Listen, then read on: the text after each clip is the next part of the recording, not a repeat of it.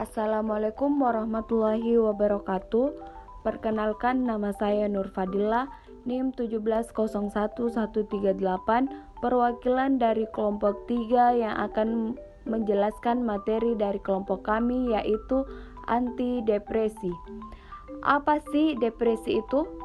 Depresi merupakan gangguan yang terjadi akibat banyaknya peristiwa kehidupan yang menimbulkan stres bagi seseorang. Selain itu, depresi juga muncul akibat seseorang yang menilai dirinya secara negatif terus-menerus. Adapun penyebab dari depresi diantaranya hipotesis amina, hipotesis sensitivitas reseptor, peran dopamin dalam depresi, hipotesis disregulasi, hipotesis hubungan serotonin dan norepinefrin. Adapun juga jenis-jenis dari depresi. Berdasarkan penyebab, gangguan depresi dibagi menjadi dua, yaitu depresi eksogen dan depresi endogen. 1. Depresi eksogen. Depresi eksogen merupakan depresi yang disebabkan oleh faktor-faktor eksternal atau psikologis, seperti stres, konflik, kehilangan pekerjaan, atau perceraian.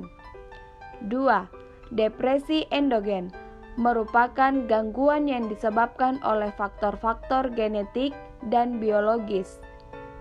Adapun mekanisme kerja dari depresi.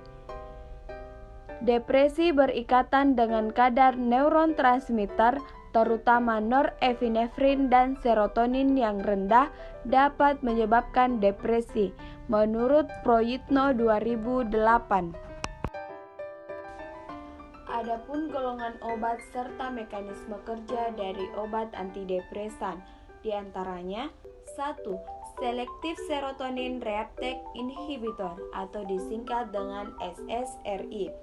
SSRI memiliki mekanisme kerja yaitu menghambat pengambilan serotonin ke dalam neuropresinaptik.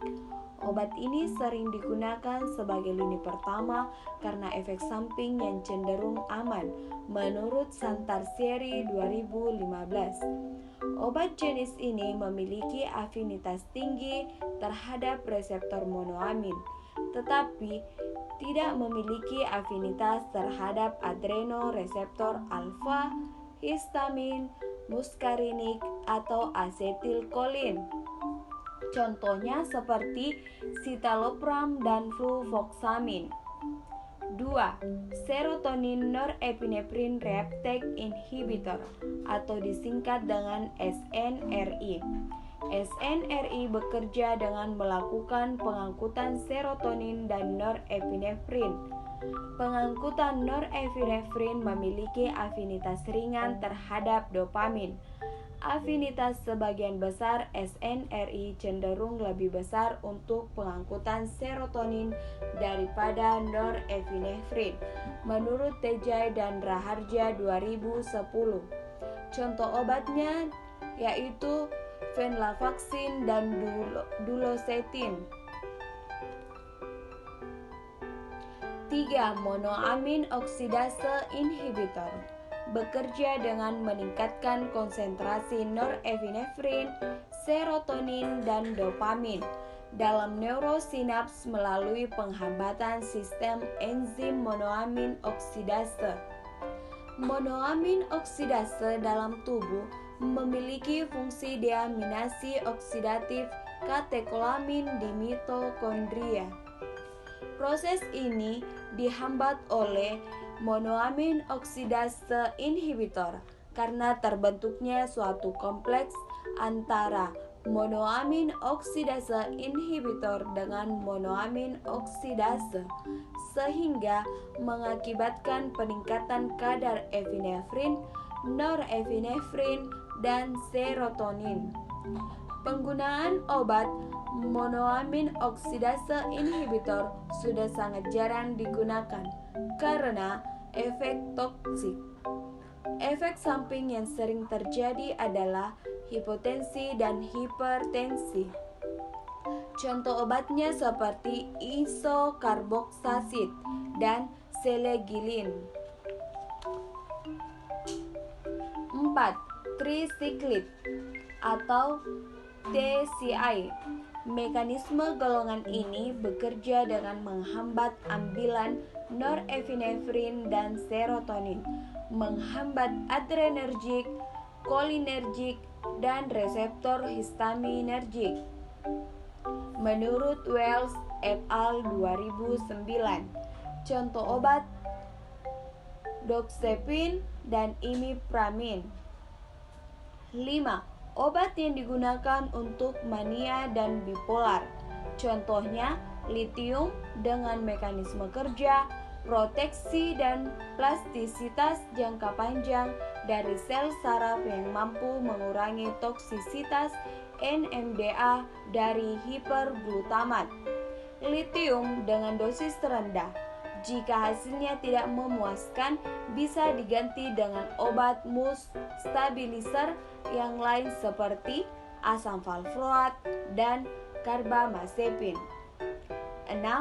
Atypical antidepresan. Salah satu contoh obatnya yaitu mirtazapin dengan mekanisme kerja antagonis pada presinaptik alfa 2 adrenergic autoreseptor dan heteroreseptor sehingga meningkatkan afinitas non-adrenergik dan serotonergik.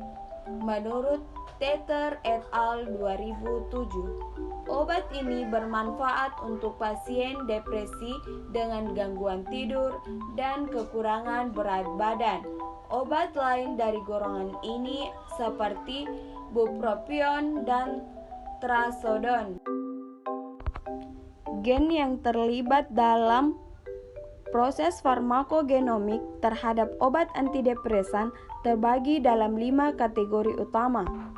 1. Gen yang terkait dengan patogenesis depresi atau gen khusus penyakit dan gen patogen. 2. Gen yang terkait dengan mekanisme kerja obat atau mekanistik gen. 3. Gen yang terkait dengan metabolisme obat atau gen metabolik. 4. Gen yang terkait dengan transporter obat. 5. Gen pleiotropik yang terlibat dalam kaskade multifase dan reaksi metabolik. Sekitar 24% antidepresan adalah substrat utama enzim CYP1A2, 5% CYP2B6, 38% CYP2C19, 85% CYP2D6, dan 38% CYP3A4. Di antara orang Kaukasia, sekitar seperempat populasi kekurangan aktivitas enzimatik dari klaster CYP2D6, CYP2C19, CYP2C9 yang bertanggung jawab untuk metabolisme lebih dari 60% obat saat ini.